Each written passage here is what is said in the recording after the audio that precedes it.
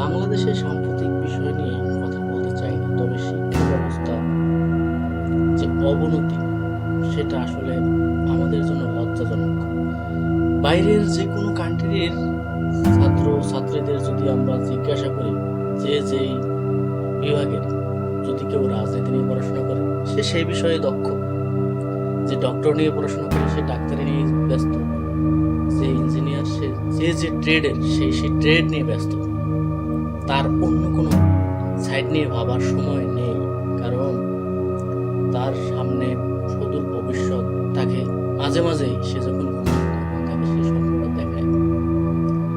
তো আমাদের বাংলাদেশের শিক্ষা ব্যবস্থা, ছাত্রদের যে এখন যে বর্তমান অবস্থা সেটা বলার অপেক্ষা রাখে না।